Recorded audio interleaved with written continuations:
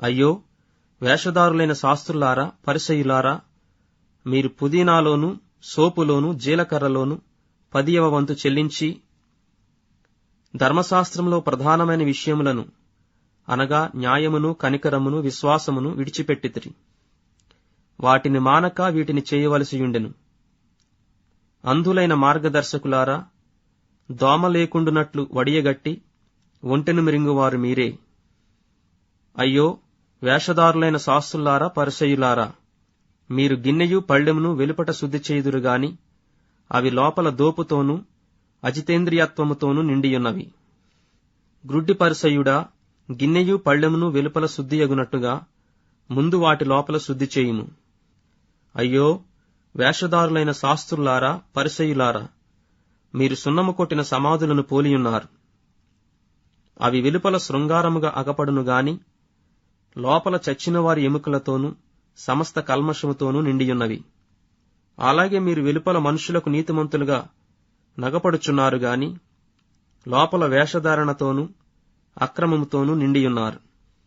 అయ్యో, వేషధారులైన శాస్త్రులారా, పరిసయ్యులారా, మీరు ప్రవక్తల సమాధులను కట్టించుచు నీతిమంతుల గోరీలను శృంగారించుచు మనము మన పితరుల దినములలో ఉండిన ఎడల ప్రవక్తల మరణ విషయంలో వారితో పాలువారమై ఉండక పోదుమని చెప్పుకొందురు.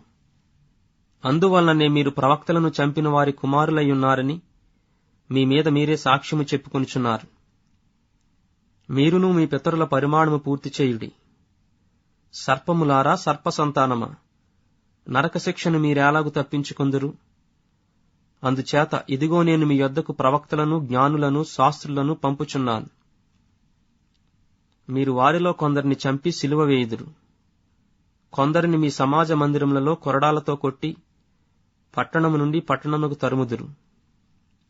నీతిమంతుడని హేబేలు రక్తము మొదలుకొని బలిపీఠమునకును దేవాలయమునకును మధ్య మీరు చంపిన బరకీయ కుమారుడగు జకరియా రక్తము వరకు భూమి మీద చిందింపబడిన నీతిమంతుల రక్తమంతయు మీ మీదికి వచ్చును. ఇవన్నీయు ఈ తరము వారి మీదికి వచ్చునని మీతో నిశ్చయముగా చెప్పుచున్నాను. యెరూషలేమా, యెరూషలేమా, ప్రవక్తలను చంపుచును నీ యొద్దకు పంపబడిన వారిని రాళ్లతో కొట్టుచును ఉండుదానా?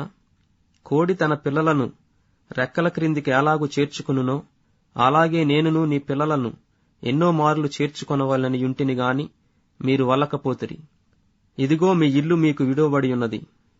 ఇది మొదలుకొని ప్రభువు పేరట వచ్చువాడు స్తుతింపబడుగాకని మీరు చెప్పు వరకు నన్ను చూడరని మీతో చెప్పుచున్నాను.